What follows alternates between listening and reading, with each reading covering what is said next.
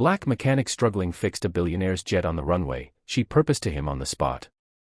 The runway shimmered in the heat of the late afternoon sun, a silver private jet parked lifeless and silent. Inside the VIP lounge, billionaire Charles Whitmore paced back and forth like a caged lion, his phone pressed tightly against his ear. "This delay is costing me 7 figures, he barked at his assistant.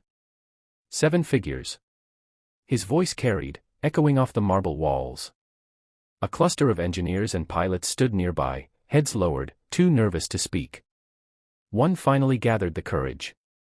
"Mr. Whitmore, we've checked everything twice. The engine won't fire. We'll need a replacement part from Houston. That's at least 12 hours. 12 hours. Charles spun, his piercing blue eyes narrowing. "Do you have any idea what 12 hours means? Millions lost. Investors gone cold. You people are supposed to be the best." The room was suffocating with tension. Then a quiet voice spoke from the doorway. "I can fix it." Everyone turned. It was Maya Johnson, a black mechanic in oil-stained overalls, holding a worn toolbox. She had been working the cargo trucks parked at the far end of the runway. Her hair was tied back hastily, and grease streaked her cheek. The pilots burst out laughing. One leaned toward the other and muttered loudly, "What's next?" "The janitor tuning a Ferrari." Maya ignored them. Her eyes stayed locked on Charles. "Give me 10 minutes with that engine, and I'll have it running." Charles chuckled, running a hand through his slick back hair. "And if you don't?" "Then fire me," Maya shot back. That should have ended the conversation. But Charles, in front of his entourage, couldn't resist turning her challenge into a show. He smirked and said, "No, let's make it interesting. If you can fix my jet before sunrise, I'll marry you myself." The room erupted with laughter.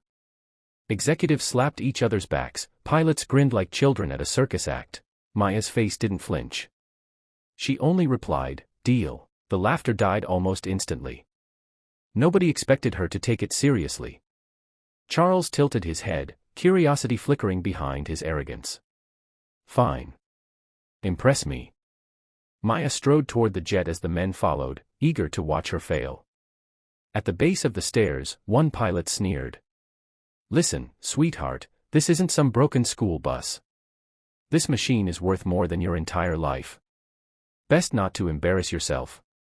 Maya turned slowly, her voice sharp as a blade. "Good thing machines don't care about color, money, or titles. They just care if you know what you're doing." The jab silenced him. She climbed into the belly of the jet. The cockpit smelled of metal, burnt wires, and frustration. Her hands moved fast, dismantling panels, rewiring connections. She muttered to herself under her breath, troubleshooting piece by piece. Outside, the audience whispered. "She's stalling. She's going to break something. This is ridiculous." Charles leaned against the railing, arms folded, his smirk fading as he watched her work with precision. Her hands weren't guessing, they were certain. 10 minutes stretched to 20. Sweat rolled down Maya's forehead as she reconnected a loose ignition wire buried deep within the system. Her mind raced through schematics she'd memorized years ago, nights spent studying when no one believed she could ever rise above fixing broken buses.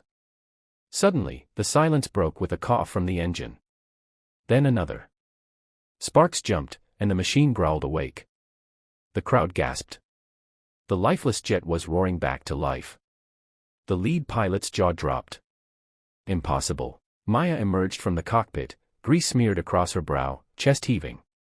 She didn't smile, didn't gloat. She just looked Charles dead in the eye. "Your plane is ready."